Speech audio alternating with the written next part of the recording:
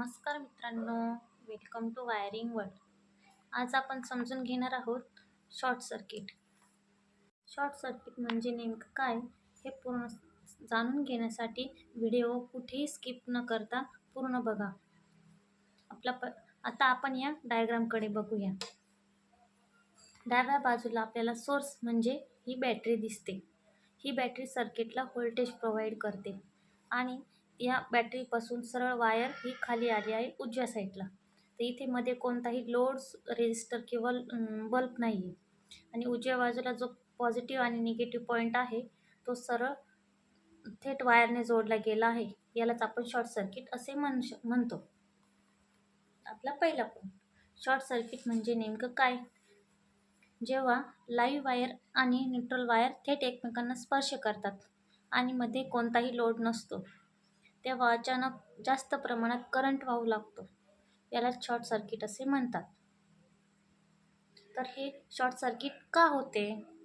आपला दुसरा पॉईंट, वायरचे इन्सुलेशन खराब झाली, चुकीची वायरिंग, लूज कनेक्शन, पाण्यामुळे संपर्क झाला असेल किंवा फॉल्टी अप्लायन्सेस, अशा विविध कारणांमुळे शॉर्ट सर्किट होते.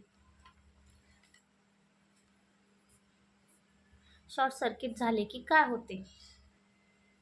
स्पार्क येतो, फ्यूज उडतो, MCB ट्रिप होतो, वायर गरम होते, फायर होण्याचा धोका असतो. शॉर्ट सर्किट कसा ओळखायचा? अचानकपणे लाईट बंद होते, बर्निंग स्मेल येतो, स्पार्क दिसते किंवा डिस्ट्रीब्युशन बोर्ड असतो त्यामध्ये MCB डाऊन होतो. प्रोटेक्शन कसे करावे? ज्यावेळेस आपल्याकडे शॉर्ट सर्किट होतो तर हे शॉर्ट सर्किट होऊ नये, त्यामुळे आपण कोणती काळजी घ्यावी की जेणेकरून आपल्याला हे शॉर्ट सर्किट रोखता येईल. त्यासाठी योग्य रेटिंगचा फ्यूज वापरावा किंवा MCB इन्स्टॉल करावा किंवा आपली प्रॉपर अर्थिंग करावी. डॅमेज वायर असेल कुठे तर ती लगेच चेंज करावी, बदलावी. सेफ्टी बघा मित्रांनो, हा शॉर्ट सर्किट हा छोटा प्रॉब्लेम असला आपल्याला वाटला तरी तो खूप धोकादायक असतो. नेहमी आपण इलेक्ट्रिकल कामे करताना मेन सप्लाय बंद करावा. थँक्यू. व्हिडिओ आवडला असेल तर लाईक करा, चॅनल सबस्क्राईब करा आणि कमेंटमध्ये सांगा तुम्हाला पुढचा टॉपिक कोणता पाहिजे.